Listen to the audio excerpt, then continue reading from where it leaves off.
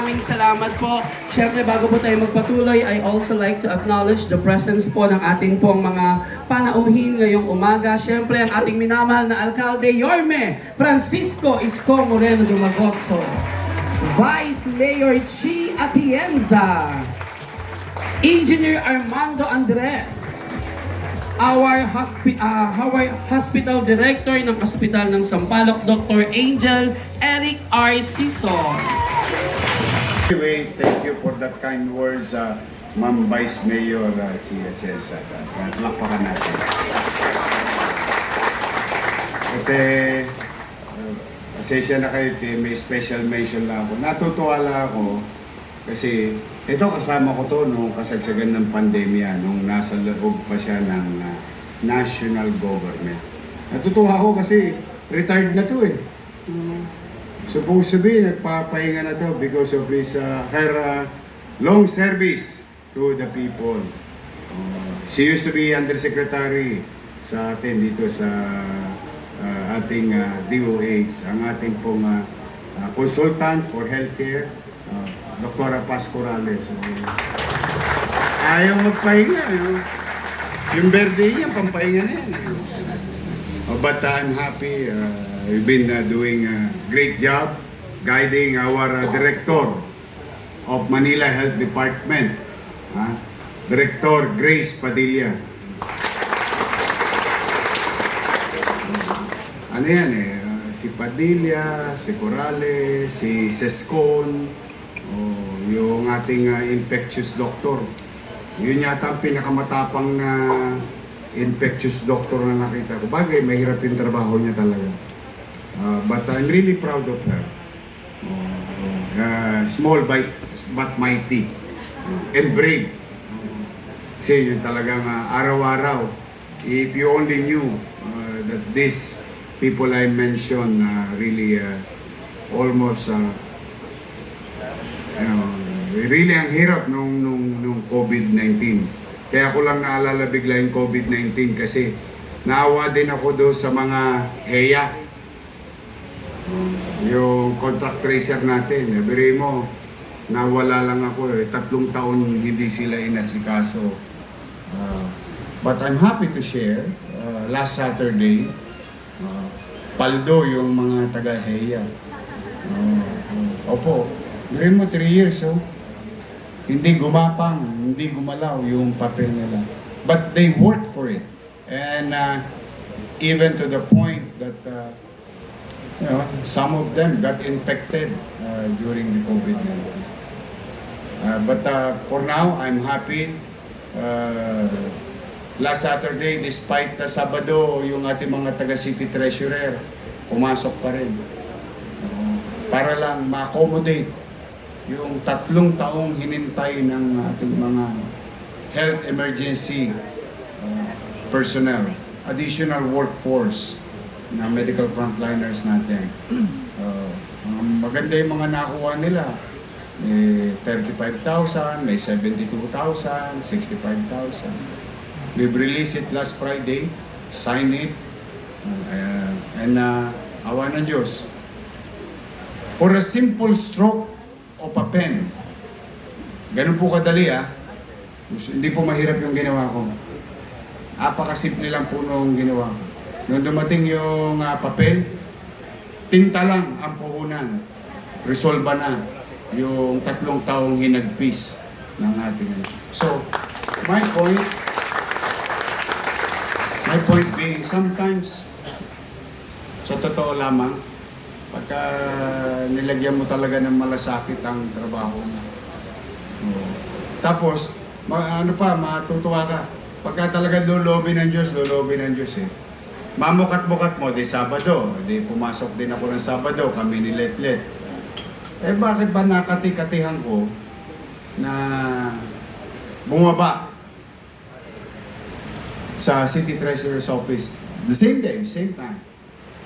Say hi, hello, pasalamat sa mga empleyado, working so hard even though it's Saturday. Tapos pa-holiday pa. Alam mo yung just trying to be grateful as your mayor to our fellow workers.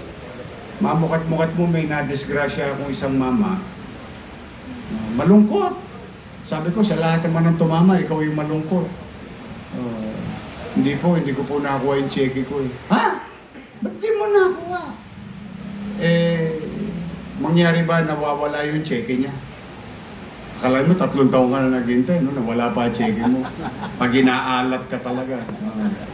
But anyway, sabi ko, wag kang alis. Buti na, dito kami. Hinanap namin cheque niya eh. Wala naman tao sa City Hall halos eh. Kasama nung 4 pang nawawala. So 5. Mamukat-mukat mo, alam mo, bibilib ka rin talaga sa empleyado eh. Pag natuto na ng malasakit. May nauna na palang 4 na nawawala. Pero yung ginawa ng empleyado natin, yung takilera, no? Yung cashier, ha? Instead na ikipit balikat yung problema, hindi naman namin inuutos yun. Ang ginawa niya, nagkusang loob siyang kunin yung cellphone number ng ating contact tracer. Kunin niya. Ginawa niya on his own. Nilista niya yung 4 na nawawala. You know why it's very important? Yung simple act of kindness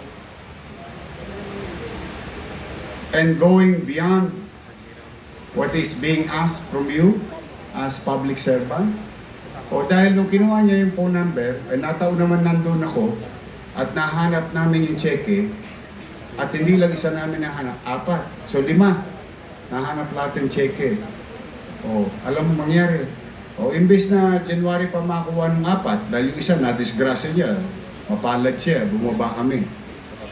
Yung 4 nakuha din. Kasi natawagan ka, bumalik na po kayo sa City Hall, nakita na po yung cheque niyo. But without the effort of a regular employee like you guys, just imagine what you can do to make our people smile and feel important. Tapos, fellow worker pa natin. So talagang pag ang malasakit, sinapuso natin sa kapwa empleyado, sa mamamayan. Mas marami tayong mariresolba. Ang ating organisasyon ay hindi perfecto. Minsan nagkakamali tayo lahat, including me. And sometimes you get tired. Parang sa katawan. Tapos, papasok ka sa emergency room mo na pinagtatrabahuhan. Pinakamagandang emergency room sa buong mundo. Pero mo sa nakakita emergency room, check. Merong falls.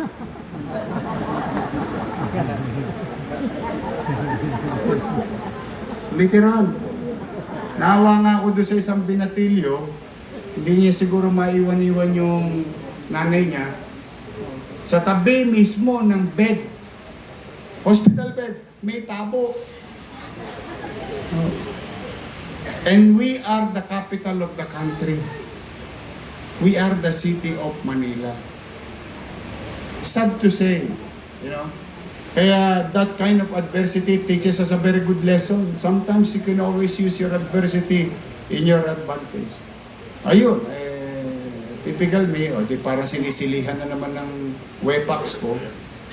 The following day, totoo yung sinasabi ni Season, dinala ko agad si Andres. Andres, punta tayo doon. I will show you how worse it is. Then how can I say to my fellow co-workers in government, if I give them that kind of working environment, tapos sasabihin ko, mag-smile sila. Ngumiti kayo sa pasyente.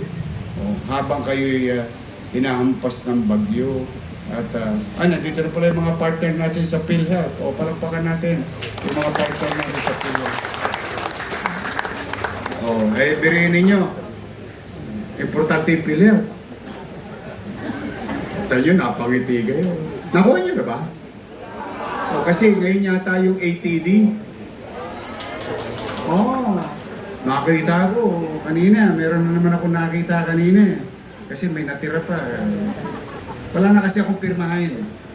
Until hanggang Sabado, tinitira. Kaya lang, syempre, kanya-kanyang ahensya, Hospital ng Sampaloc, Hospital ng Maynila, MHD, and so on and so forth. May mga namis kanina, tinira ko pa. Nakakita ako doon, nakakita ako mga doktor. 53,000, minus 5,000, 47,000. Oh, magulat. Tapos 11,000 extra, and so on and so forth. But I think, basta ako, nangako naman kami, na sigurado, di ba sabi ko nung 15, 16, 17, 18, 19, 20, 21, 22. Tingnan natin kung tutok din ng CTO na maramdaman nyo bago mag-Pasko. But sigurado yun. Kasi napirmahan ko na lahat. Tapos, thanks to taxpayer, may chapi tayo. Maraming salamat sa mga taxpayer. Palapakan nyo sila.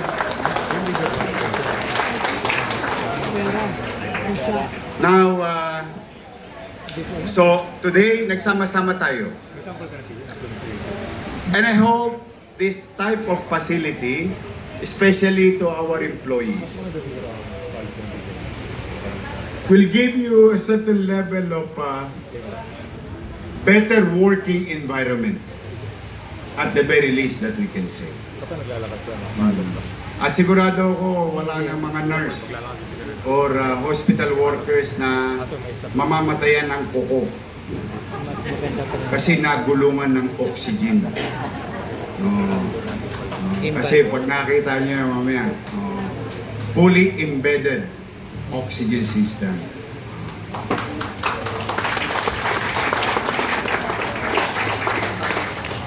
Sa ating mga barangay chairman, I'm happy for you. At least yung matagal nyo nang iniiyak sa akin. Ayan, kahit pa. Ito yung emergency room. Naghihingalo ka, nagdidelirio ka, nagdidilim na paningin mo, pagpasok mo, pumapasok ka pala, nabubuhay ka na.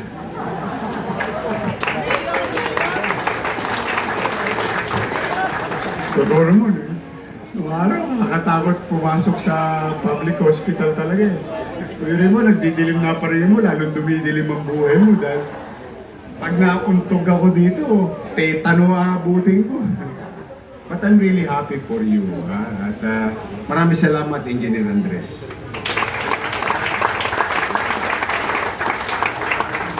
At siyempre sa ating City Administrator, Warde Quintos. Brinyo, sa sobrang excited na mga kusyal, pati 5th District, pumunta pa rito sa inyo. Kusyal Che Borromeo. Batang Sampalo ka rin. Dito ka rin lumaki, Che. Nalipat ka lang doon. Nangapit bahay ka. Doon mo na disgrasya si Esme. Ang anak niya ngayon ay direktor ng, dating kusyal din natin, direktor ng Manila Barangay Bureau, Laris Borromeo. Ang ating kusyal, Doc Almerol. Saka si, kanina nakita ko si DJ. Ayun, si DJ Bagaching. Si DJ Bagaching tumama sa loto. Akalain mo napakasawa niya, si Hana. Tingnan ninyo. Akalain mo nakaloloko pala yung ganyang pagmumukha. Mahal na mahal ko yan, paborito ko yan, si DJ Bagaching. At siyempre, si Lady Quintos. Pero pa man, dito, ayun, si JTB. Ayan. Si Eunice Castro. Kompleto na. Yan po, mga katulong ko yan, through the leadership of Vice Mayor Chia Chesa. But, more than this,